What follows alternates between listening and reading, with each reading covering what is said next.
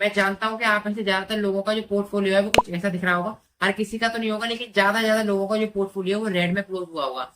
इसका सबसे बड़ा पीछे का रीजन ये है, जो निफ्टी है वो 300 पॉइंट डाउन है। परसेंटेज में बात करें तो 1.17% डाउन है। और जो सनसेक्स है वो जो है हमारा 1000 पॉइंट डाउन है।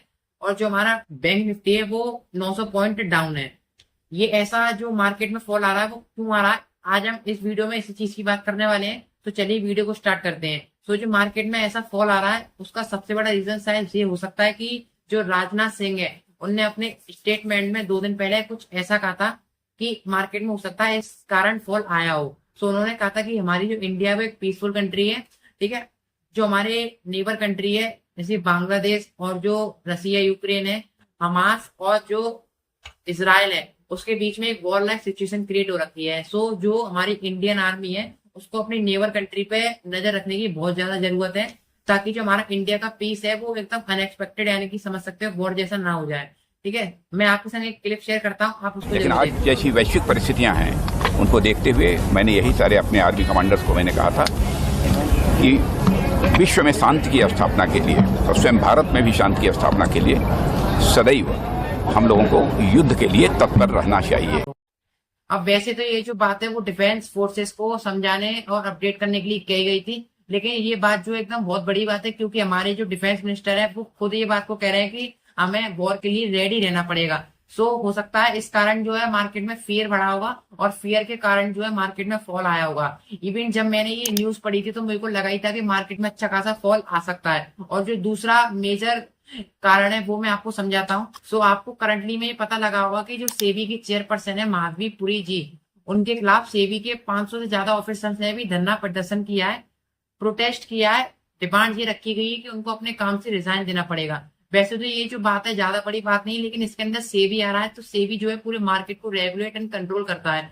ठीक है, सो इससे अगर सेबी के जो चेयरपर्सन है उस पर अगर बात उठाई जाएगी तो इससे कहीं ना कहीं नेगेटिव इम्पैक्ट पड़ेगा मार्केट में, और जो एफआईआई का कॉन्फिडेंस होगा मार्केट के खिलाफ वो भी लो होता जाएगा। सो मेरे ख्याल से ये भी एक पॉइंट हो सकता है जिसके लिए मार्केट एक फॉल में आया था। अब ये मैंने आपको बेसिक रीजंस तो बता दी जो कि इंडिया से रिलेटेड थे, पर अब मैं आपको बताऊंगा कुछ ग्लोबली रीजन जिसके कारण जो पूरे ग्लोबल के स्टॉक मार्केट पे खतरा यानी कि संकट मंडरा रहा है। इसका सबसे बड़ा जो मेन रीजन है वो ये है कि जो यूएस का जॉब डेटा था जो कि जुलाई का था, जो अगस्त में आया था, उसमें ये पता लगा था कि जो यूएस की जॉब ओपनिंग्स हैं वो पिछले 3.5 साल के अंदर लो लेवल पर आ चुकी हैं। ठीक है, सो जो इससे जुलाई का जो आया था वो अगस्त में आया, और अगस्त से इसका इफेक्ट सितंबर में क्या पड़ेगा, सितंबर में तो कोई इफेक्ट नहीं पड़ेगा। लेकिन बात ये है कि जो अगस्त में जॉब डेटा आता है यूएस का वो अब सितंबर में आ चुका है फ्राइडे के दिन। अगर ये और कम निकल के आता है सो जो मार्केट को मंडे को जो मार्केट ओपन होगा वो और ज्यादा क्रैश हो सकता है और ज्यादा गिर सकता है।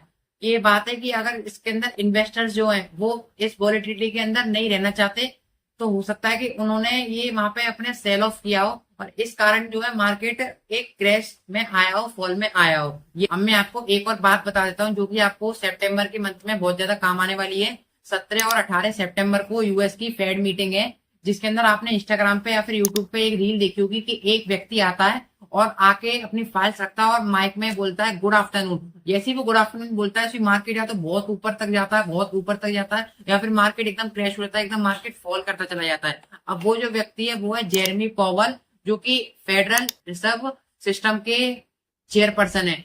अब ये जो आते हैं इंटरेस्ट रेट के रिलेटेड अपनी मीटिंग रखते हैं, उस पर बात करते हैं। और क्योंकि जो इंटरेस्ट रेट है अगर वो कम होते हैं या फिर बढ़ते हैं तो इसका सबसे ज्यादा इम्पैक्ट पड़ता है हमारे यूएस डॉलर पे, और जो यूएस डॉलर है वो सबसे ज्यादा पूरे वर्ल्ड में यूज होने वाली करेंसी है।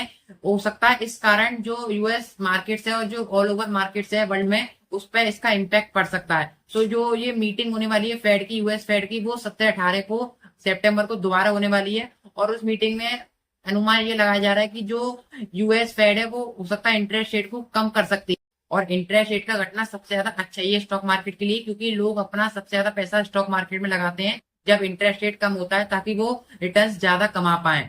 ठीक है, और मैं आपको बता दूं प्रॉब्लम ये है कि जो अगर इंटरेस्ट रेट थोड़ा बहुत कम होता है यानी कि 25 बेसिस पॉइंट का, तो मार्केट को कोई खुशी नहीं मिलेगी, मार्केट के लिए कोई पॉजिटिव नहीं है, क्योंकि मार्केट की जो एक्सपेक्टेशन है वो थोड़ी ज्यादा है।